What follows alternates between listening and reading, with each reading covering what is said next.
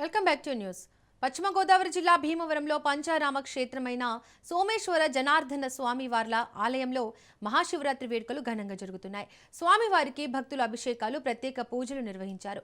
భక్తులకు ఎటువంటి ఇబ్బందులు కలగకుండా అన్ని ఏర్పాట్లు చేస్తున్నామని అధికారులు తెలిపారు. దీనిపై మరింత సమాచారం మా ప్రతినిధి సతీష్ అందిస్తారు. పశ్చిమ గోదావరి జిల్లాలో మహాశివరాత్రి పేరు చెప్పగానే మన భీమవరంలో ఉన్న సోమేశ్వర స్వామి జనార్దన స్వామి ఆలయం అంటే అందరికీ తెలిసిన విషయమే. కాకపోతే ఇక్కడ మహాశివరాత్రి సందర్భంగా ఇక్కడ చాలామంది నలుమూల నుంచి కూడా జనాలు ఎక్కువగా వస్తూ ఉంటారు. అసలు ఈ ఆలయ చరిత్ర ఏంటి అన్నది ఇక్కడ ప్రధాన అర్చకులు అడిగి తెలుసుకుందాం. సార్ చెప్పండి, ఈ సోమేశ్వర స్వామి ప్రధాన ముఖ్య కారణం అసలు చరిత్ర ఏంటంటారు అసలు మొత్తం శివరాత్రి సందర్భంగా? పంచారామ క్షేత్రం పరమపుణ్యధామం సోమారామం. ఆరామ క్షేత్రాలలోనే సర్వశ్రేష్ఠంబుగా విరాజిల్లుతోంది ఈ క్షేత్రం. ఎందుకనగా పూర్వకాలంలో తారకాసుడనే రాక్షసుడు ఘోర తపస్సు చేసి అమృతాత్మకమైనటువంటి ఆత్మలింగాన్ని వరంగా పొందుతాడు. అతడు వరం పొందడం వల్ల అజయుడి దేవతల్ని, మునుల్ని, బ్రాహ్మణుల్ని హింసిస్తూ యజ్ఞయాగాది క్రతువుల్ని ధ్వంసం చేస్తూ ఉంటాడనమాట. వీరందరూ చింతిస్తూ ఆ పరమేశ్వరుని ప్రార్థించగా యుద్ధం చేసి ఆత్మలింగం చేతనైతే కానీ ఆ రాక్షసుడికి మరణం సంభవం జరగదు. అందుకని కుమారస్వామి మీకు ఆ తరుణోపాయాన్ని ఉపదేశించగలడు అని చెప్పగానే కుమారస్వామిని ప్రార్థించగా యుద్ధం చేసి ఆత్మలింగం ఛేదనైతే కానీ ఆ రాక్షసుడికి మరణ సంభవం జరగదు. ఆ యుద్ధంలో ఆత్మలింగం ఛేదనై 5 భాగాలై భూలోకంలో పడ్డాయి. 5గురు దేవతాబలుపుల ప్రదేశాల్లో ప్రతిష్ఠించారు. ఇది చంద్రుడు ప్రతిష్ఠించాడు కాబట్టి దీనికి సోమేశ్వరుడు అని పేరు వచ్చింది. చంద్రుడి యొక్క కళ్ళని స్వామివారిలో కనబడతాయి. అమావాస్య గోధుమ వర్ణంలో నల్లగా మచ్చలు, అలాగే పౌర్ణమికి తెల్లగాను మనకు స్వామివారు దర్శన భాగ్యాన్ని కలిగిస్తారు. ఏకగోపురంలో కింద స్వామివారు, పై అంతస్తులో అమ్మవారు ఉండడం విశేషం. ప్రపంచంలో ఎక్కడా మనకు తారసపడదు. ఈ యొక్క గురుపూడి క్షేత్రంలోనే మనకు ఆ అదృష్టం దక్కింది. ఈ యొక్క క్షేత్రాన్ని దర్శిస్తే ఏమిటయ్యా ఫలితం అని చెప్పి ఒక ప్రశ్న వేసుకుంటే వేదం ఏం చెబుతుందయ్యా అంటే చంద్రమా మనసో జాతః, చంద్రుడు మనస్కారకుడు. మానసిక ప్రశాంతత కోసం ఇక్కడికి వచ్చి స్వామిని అర్చించినా, అభిషేకించినా, దానం చేసినా, హోమం చేయించుకున్నా, దర్శించినా వాటి యొక్క దోషాలన్నీ పటాపంచలైపోతాయి. మనకి 27 నక్షత్రాలు. ఆ 27 నక్షత్రాల్లో 18 నక్షత్రాలు శాంతి చేయించుకోవలసిన నక్షత్రాలు. ఆ 18 నక్షత్రాల్లో కూడా మిక్కిలి దోషభూయిష్టమైన నక్షత్రాలు జ్యేష్ఠ నక్షత్రం, మూలా నక్షత్రం.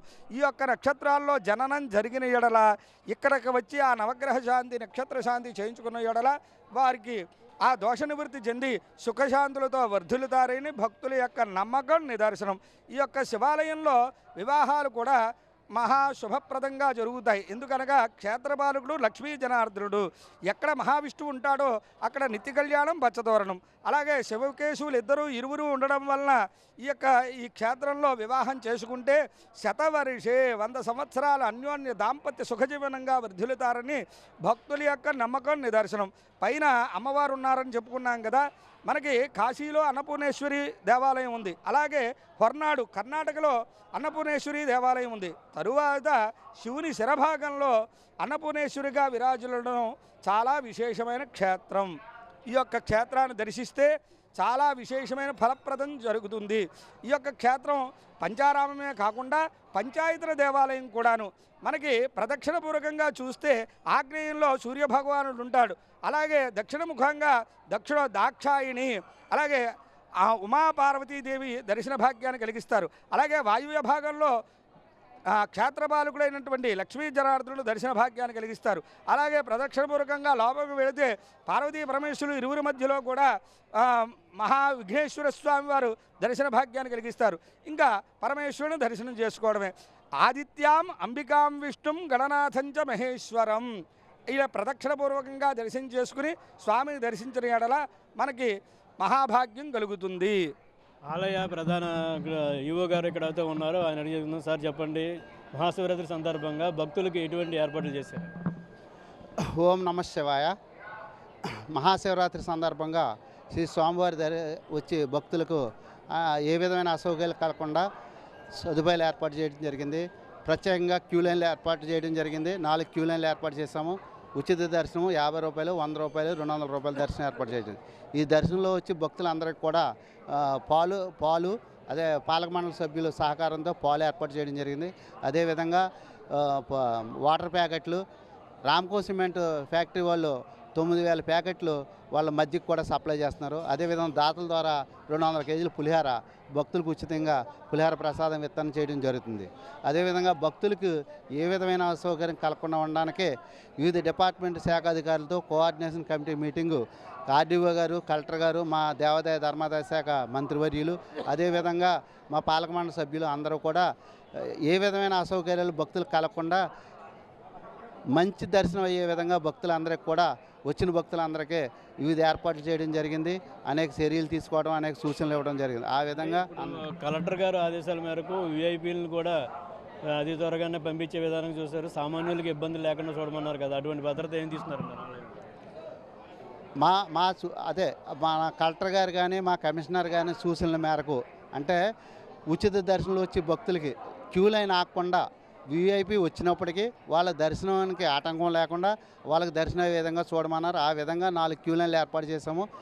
విఐపి వచ్చినప్పటికీ వాళ్ళ ఫ్రీ దర్శనంలో వచ్చినా, 50 రూపాయల దర్శనంలో వచ్చిన వారికి భక్తులకి ఏ విధమైన ఆటంకం ఉండకుండా ఏర్పాట్లు చేసి ఉన్నాం. సుమారు ఎంతమంది రావచ్చు అంట? సుమారుగా గత సంవత్సరంలో అయితే 15,000 మంది దాకా భక్తులు దర్శించుకోవడం జరిగింది. ఇప్పుడు గవర్నమెంట్ వారు ఈ ప్రీ బస్సులు వేయడం వలన భక్తులు అధిక సంఖ్యలో వచ్చి భక్తులను శ్రీ స్వామిని దర్శించుకోవడం జరుగుతుంది. నిత్య రోజుల్లో కూడా ఇప్పుడైతే మహాశివరాత్రి సందర్భంగా ఎక్కువ మంది భక్తులు దూర ప్రాంతాల నుంచి వచ్చి ఈ ప్రీ బస్సుల వలన వచ్చి దర్శించుకుంటారని, సుమారుగా 30,000 మంది వచ్చి దర్శించుకుంటారని అంచనా వేసి వాళ్ళకి తగిన విధంగా ఏర్పాట్లు చేయడం జరిగింది. అంటే అమావాస్య రోజున నల్లగాను, పౌర్ణమి రోజున తెల్లగాను ఇక్కడ అంటే శివలింగం రంగులు మారుతుందని చెప్పి ఇక్కడ ఎప్పటి నుంచో వస్తున్న ఆచారం ప్రకారం ఇదంతా కూడా ఇక్కడ జరుగుతూనే ఉంది.